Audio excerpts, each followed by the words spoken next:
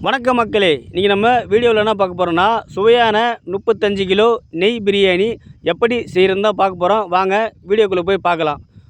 ஒரே லைக் பண்ணுங்கள், ஒரே ஒரு ஃபாலோ பண்ணுங்கள், ஒரே ஷேர் பண்ணுங்கள், கொஞ்சம் சப்போர்ட் பண்ணுங்கள் மக்களே. எல்லோரும் என் வீடியோ கொஞ்சம் சப்போர்ட் பண்ணுறீங்க, ரொம்ப சந்தோஷமாக இருக்குங்க. உங்களுக்கு முதல்ல என் நன்றியை தெரிவிச்சுக்கிறேங்க. வாங்க இப்போ சுவையான 35 கிலோ நெய் பிரியாணி எப்படி செய்கிறதுன்னு பார்க்கலாம். இதுக்கு நம்ம சாம்பார் செஞ்சுருக்குங்க. சாம்பார் போட்டு சாப்பிடும்போது நல்லா சுவையாக இருக்குங்க, சூப்பராக இருக்குங்க. இந்த வீடியோவில் வந்து நான் எல்லாமே சொல்லியிருப்பேன். வீடியோ முழுசாக பாருங்கள், எல்லாருக்கும் தெரியும். இதில் எல்லாத்துக்கும் புரிஞ்சிருக்கும். வாங்க வீடியோக்குள்ளே போய் ஃபுல் வீடியோ பார்க்கலாம். 5 கிலோ பல்லாரி வெங்காயம் தண்ணியில் விட்டு நல்லா அலசி எடுத்து வச்சுக்கலாங்க. அதே அளவு தக்காளிங்க, பெரிய தக்காளி 5 கிலோ நல்லா தண்ணியில் விட்டு நல்லா அலசி எடுத்து வச்சிடலாம். தண்ணியில் விட்டு நல்லா அலசி எடுத்து வச்சுட்டு வெங்காயமும் தக்காளியும் ரெண்டும் சேர்ந்து நல்லா பொடிசாக கட் பண்ணிடலாம். நல்லா பொடிசாக கட் பண்ணணும். நண்பர்களே, இந்த வீடியோ நான் எதுக்கு கஷ்டப்பட்டு எடுத்து போகிறேன்னா, இது உங்களுக்கு யூஸ்ஃபுல்லாக இருக்குன்னு தான் இந்த வீடியோ நான் எடுத்து போடுறேன். ஒரு சப்போர்ட் பண்ணுங்கள் மக்களே, ஒரு லைக் பண்ணுங்கள், ஒரு ஃபாலோ பண்ணுங்கள். நல்லா சின்னதாக பொடிசாக கட் பண்ணிக்கலாம். கட் பண்ணி எடுத்துக்கிட்டு 6 லிட்ரு சன்ஃப்ளவர் ஆயில் நம்ம இப்போ சேர்த்துடலாம். 35 கிலோவுக்கு வந்து 6 லிட்டர் தாங்க சேர்க்கணும், அதிகம் சேர்க்கக்கூடாதுங்க. 6 லிட்டர் சேர்த்துட்டு எண்ணெய் நல்லா சூடானதும் நம்ம இப்போ 50 கிராம் பட்டை பொடிசாக்கி சேர்த்துடலாங்க. பட்டை வந்து பொடிசாக்கி சேருங்க, அப்போ தாங்க நல்லாயிருக்கும். பட்டை பொடிசாக்கி சேர்த்துடலாம். அது கூடவே நம்ம 50 கிராம் ஏலக்காய் சேர்த்துடலாம். ஏலக்காய் சேர்க்கும்போது தாங்க நல்லா பிரியாணி நல்லா மனம் வருங்க. ஏலக்காய் சேர்த்துட்டு அது கூடவே 50 கிராம் பிரிஞ்சி இலை இருக்குது பார்த்தீங்களா, அந்த பிரிஞ்சி இலை 50 கிராம் சேர்த்துடலாம்.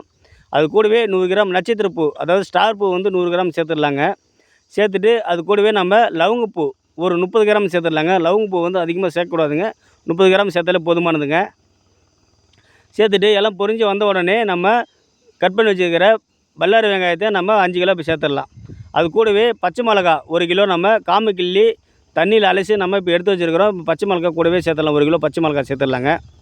பச்சை மிளகா சேர்த்துட்டு நம்ம வெங்காயமும் பச்சை மிளகாவும் ஒரு டைம் நல்லா கிளறி விட்டுடலாம். கிளறி விட்டுட்டு இப்போ நம்ம அரிசியை நம்ம புல்லட் ரைஸ் வந்து பச்சை அரிசி எடுத்து வச்சுருக்கோம், பிரியாணி அரிசி. இப்போ நம்ம அரிசி ஊற வச்சிடலாம் மக்களே.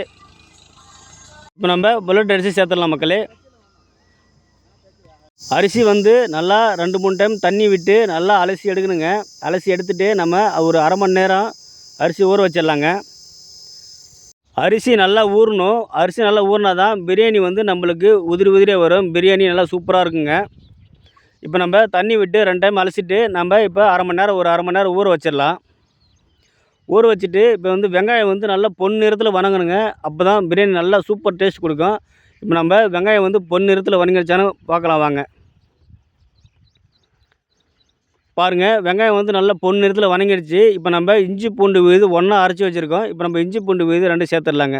இஞ்சி பூண்டு விழுது சேர்த்துட்டு நல்லா ஒரு டைம் கிளறி விட்டுடலாம்.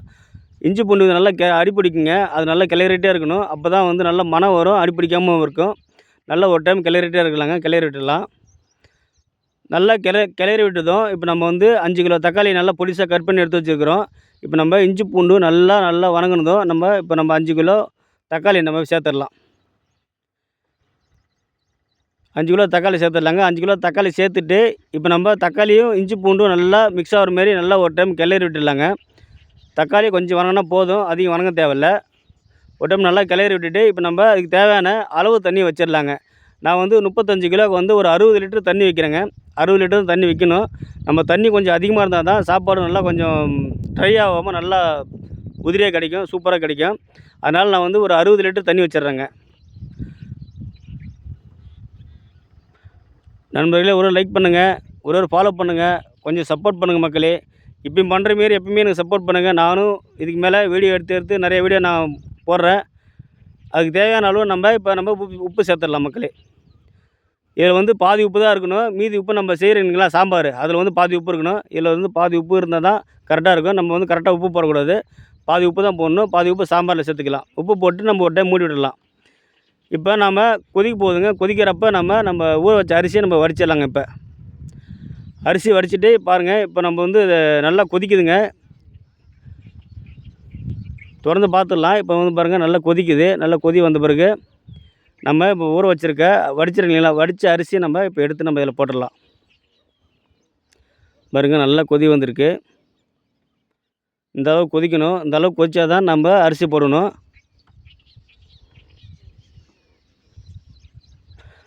நம்ம இப்போ அரிசி நம்ம வடித்த அரிசியை நம்ம எடுத்து சேர்த்துடலாங்க. 35 கிலோ புல்லட் ரைஸ் சேர்க்குறோம் இப்போ நம்ம.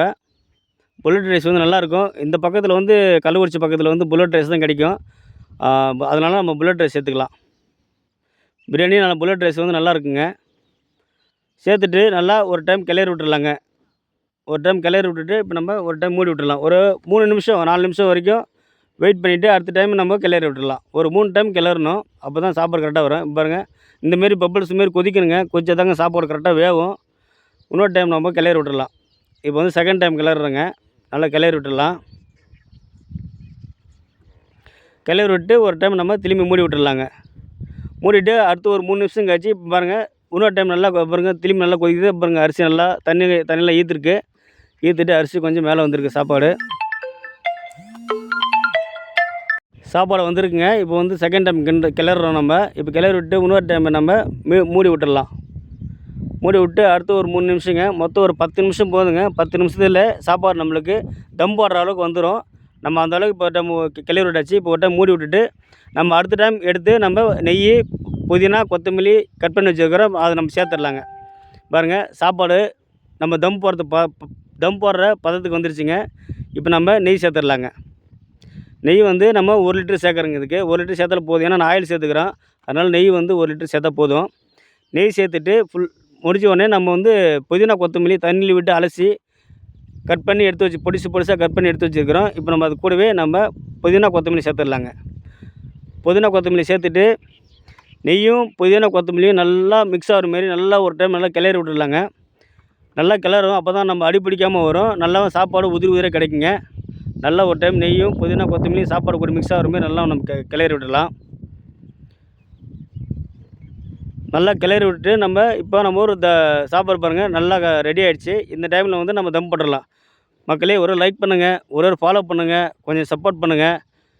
இப்போ நம்ம ஒரு டைம் மூடி விட்டுட்டு இப்போ நம்ம தம் போட்டுடலாம் மக்களே. ஒரு அரை மணி நேரம் சாப்பாடு வந்து தம்மில் வைக்கணும். ஒரு 20 நிமிஷம் இல்லை 25 நிமிஷம் மேக்ஸிமம் நம்ம வந்து ஒரு 20 நிமிஷம் வைக்கலாம். அதுக்கு மேலே ஒரு 5 நிமிஷம் எக்ஸ்ட்ரா வைக்கிற மாதிரினா வைக்கலாங்க. மொத்தம் 25 நிமிஷம் வைக்கலாங்க. நம்ம 25 நிமிஷம் கழித்து இப்போ நம்ம சாப்பாடு எடுத்து பார்ப்போம். சூப்பரான ஒரு நெய் பிரியாணி ரெடியாக இருக்கும். வாங்க பாருங்கள் மக்களே. சூப்பரான ஒரு நெய் பிரியாணி ரெடியாக இருக்குது. தம்மு உடச்சாச்சு மக்களே. பாருங்கள் சூப்பரான ஒரு நெய் பிரியாணி 35 கிலோ ரெடியாக இருக்குது மக்களே. இது கூட நம்ம சாம்பார் செஞ்சுருக்கோம். சாம்பார் கூட சேர்த்து சாப்பிடும்போது சாப்பாடு மிகவும் சூப்பராக இருக்குங்க. பாருங்கள் அருமையான ஒரு சாப்பாடு நல்லா உதிரியாக நம்மளுக்கு வந்திருக்கு பாருங்கள். இதேமாதிரி செஞ்சு பாருங்கள் சூப்பராக இருக்கும். தக்காளி சேருங்க. தக்காளி சேர்த்தா தான் பிரியாணி அருமையாக இருக்குங்க. தக்காளி வந்து பாதிக்கு பாதி பிரியாணிக்கும் பாதிக்கு பாதி சேர்த்துக்குங்க. நல்லாயிருக்கும் மக்களே. ஒரு லைக் பண்ணுங்கள், ஒரு சப்போர்ட் பண்ணுங்கள். இவ்வளோ நேரம் வீடியோ பார்த்துருக்கீங்க. நல்லா புரிஞ்சிருக்குன்னு நினைக்கிறேன். இதுக்கு மேலே அடுத்து சூப்பரான வீடியோவில் சந்திக்கலாம் மக்களே. ரொம்ப நன்றி.